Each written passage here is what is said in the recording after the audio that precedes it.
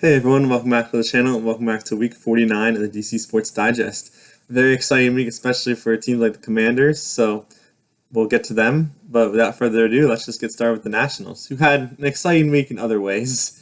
They started by losing the Cubs and Royals series. They did win one against the Phillies last night to get to 70 wins, but the most exciting news happened honestly right after last week's DC Sports Digest was CJ Abrams was recalled to AAA because he was gambling up until 8 a.m. the day of a 1 p.m. game. So it was just a discipline move. They still obviously see him in their future. Kind of a dumb move by him though. So yeah, that happened. So we won't see him the rest of this season, but we'll see him next season, and hopefully he'll realize that was not a good idea. We also had Patrick Corbin potentially playing his last game, so I want to thank him if that does end up being his last game. Definitely had a big impact here. Closed out the World Series win, Game 7. So we'll see what happens with that. And then also, after over a year because of injury, Stone Garrett returned, and he hit a three-run homer last night and helped the Nats destroy the Phillies 9-1. So now we are at 70 wins. Last year we hit 71. So we need to win both of our last two games against the Phillies if we want to get to that 72 and get one better. Coming up we just have game today and tomorrow against the Phillies, and then that's the end of our season, which is kind of crazy. I'll try to do a recap next week. And there's definitely a lot of bad, but there were a couple flashes this season, so look forward to that recap. And that's all for the Nats. On the Wizards, don't have any news for them. It's been a pretty dry week for NBA-wise, but things are going to start to ramp up with Media Day and Training Camp coming this week, so I have a little bit of news out from Media Day and Training Camp next week, hopefully.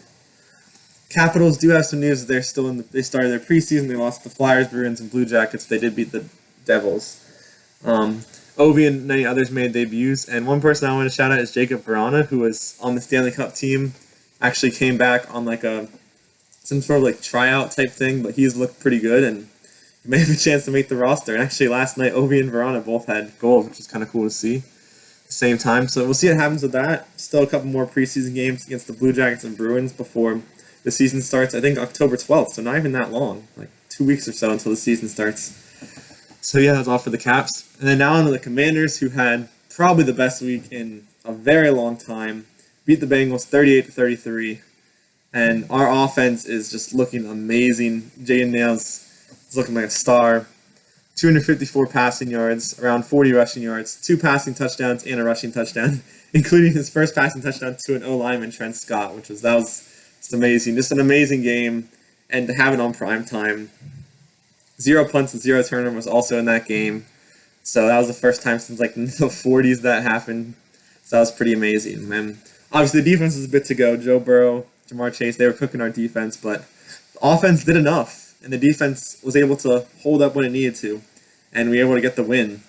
And now we have Cardinals coming up this week. Another great offense, another mobile QB, kind of in a similar situation to us, but both of us are going to be missing a big piece on offense. The Cardinals will be missing Trey McBride, solid tight end. I'm pretty high on him. I think he's going to be really good, kind of break out this year, but he has a concussion, and so does Austin Eckler, unfortunately. So they will both be out for tomorrow's game.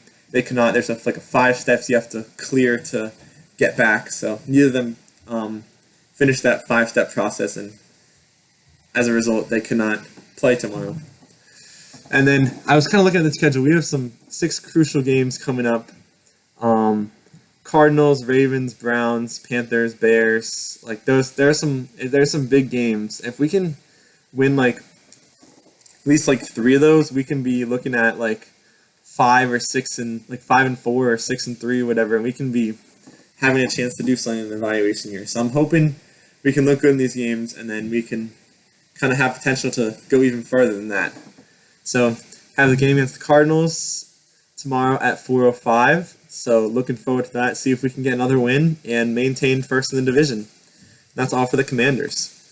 Other DC sports news, not too much going on, but a little bit. The Washington Spirit beat Angel City last night, and their next game is next Sunday, so nothing this week. DC United lost to Philadelphia, but they have a game against Columbus tonight. Their playoff chances are shrinking, but I don't think it's impossible yet, so we'll see what happens with that.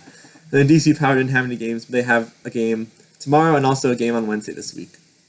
And that's all I have for this week. So thanks for watching, and I'll see you in the next one. Bye.